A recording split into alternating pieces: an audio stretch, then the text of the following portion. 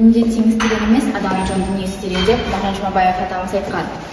Сәлеметсіздер ме? Мен Ақсай қаласының номер 2 жалпы орта білім беретін мектебінің 11 А сынып оқушысы Кемалжанбетова Айолын боламын. Сіздердің назарларыңызға педагог-психолог болашақ мамандығы атты жұмысымды ұсынғым келеді. Адамның жан дүниесі мөлдірдей нәзік, жұмбаққа толы әлем. Оқушы мектеп табалдырығын аттаған кезде мұғалімдермен, ата-аналармен, достарымен түсініспеушілікке келуі мүмкін. Сен психологтың көмегіне жүгінесің бе? Иә, мен сабақтарымнан қиындықтар болған кезде және достарыммен келіспеушіліктер болған кезде мектеп психологына жүгінемін.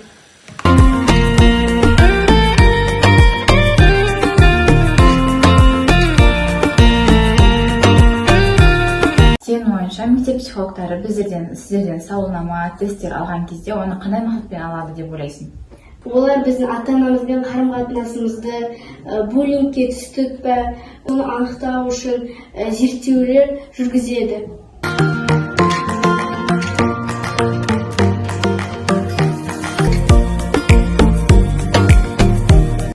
Міне осы бағытта мектеп психологтары ата-ана, оқушы, мұғалімдермен бірлестікте жұмыс жасайды. Мектепте сенім телефоны мен сенім жәшігі қойылған.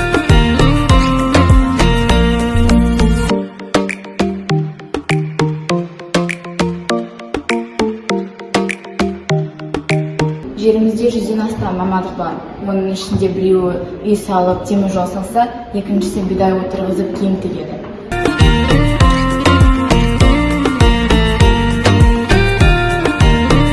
Мамандық салаларын қазіргі замандағы техникалармен және антитехнологиялық роботтармен алмастыруға болады. Сіз болашақта педагог-психолог мамандығы актуалды болады деп санайсыз ба? Әрине, себебі психолог мамандығы бұл ең болашақтың мамандығы деп айтуға болады. Әр мекеме жақсы педагог-психологтарды қажет етеді. Оның ішінде мектеп оқушының, баланың тұлға ретінде қалыптасатын орны деп есептесек, оның әр кезеңінде тығырыққа тірелген уақытта, шырғалаңға ұшыраған уақытта жол көрсетер психолог мамандығы қажет деп есептеймін. Жалпы психолог мамандығы бұл ең үздік 5 мамандыққа кіреді. Сондықтан да бұл мамандықтың болашақта да алатын орны ерекше болады деген сенімдемін.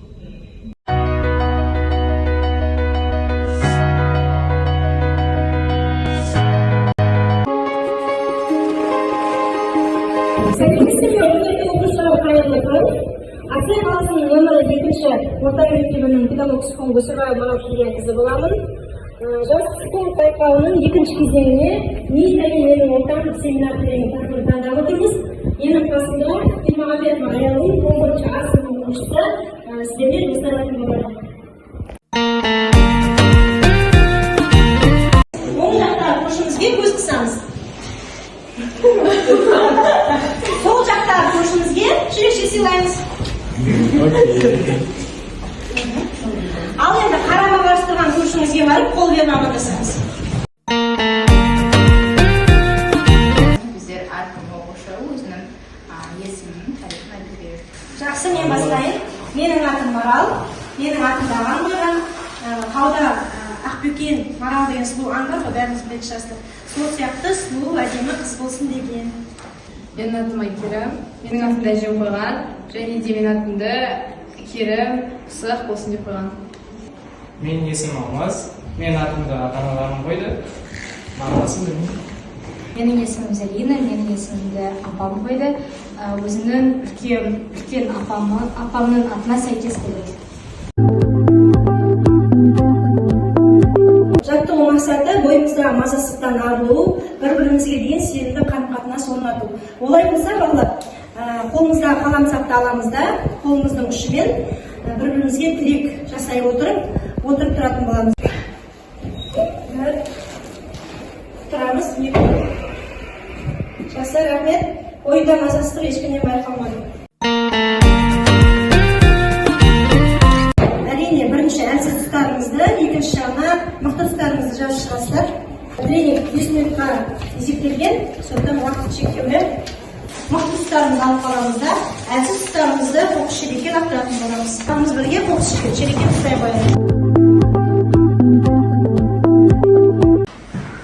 Бір-бірімізді жақсы тани түсуге, жақын рахтан етуге, ішкі әлемімізге үңілуге жақсы тренинг деп санаймын. Осы жердегі адамдар жасамыз, түсінікті ғой, иә? Кімде мысық бар? Кімнің аяқ киімі 38? Мен болдым, бинго. Мысық бар ма? Дұрыс. Биші алмаз. Биші алмаз. Мақсаты бір-бірімізді ым-ишара арқылы дұрыс түсіну, конфликтінің алдын алу. Олай болса, бір-біріміздің артымызға бір қатарда тізбектеп тұра қояйық.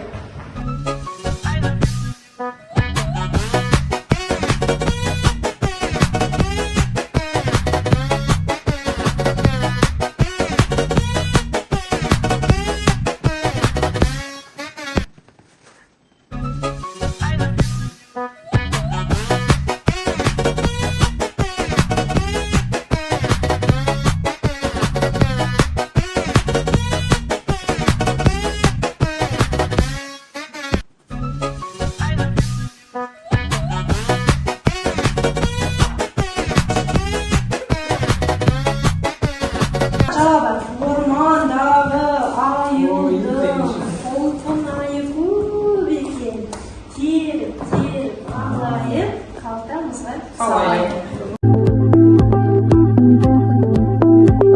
Мақсаты бір-біріміздің бойымызда бар, өзгелерге де ойынан табуға болады. Өзгелердің де сол қасиетті атайсыздар, және сол қасиетті атай отырып, осы орындыққа отырып аласыз. Ал отыра алмаған күнде сіз ойды ары қарай жалғастыратын жүргізуші боласыз. Көңіл күйді көтеретін психологиялық өте жақсы тренинг. Бастаймыз. Жел соғады. Үстінде ақ жидесі бар.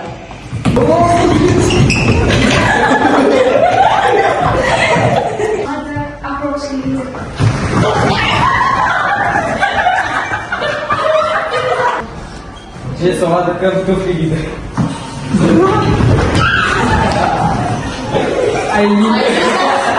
Жел соғады, кімде бәлік бар.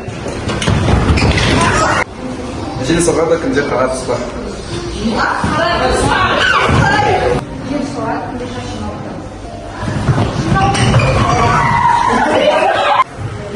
Жел соғады, кімде ақ носки.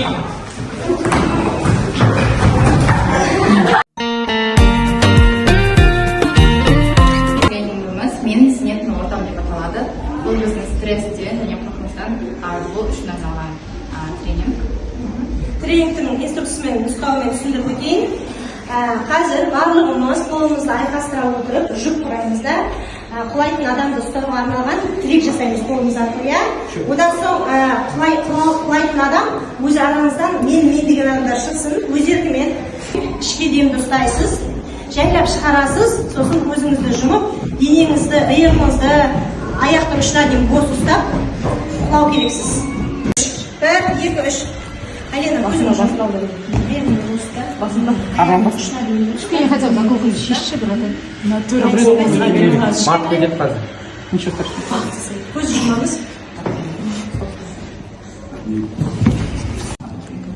Демді тұрады. Көзімді жым. Демдеп. Сал, көзімді жым.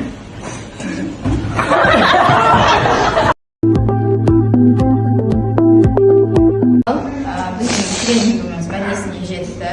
Сондықтан сіздерді қоқыс, жәшігі және чемодан арқылы өздеріңіз әсерлеріңізді, не алғандарыңызды айтасыз.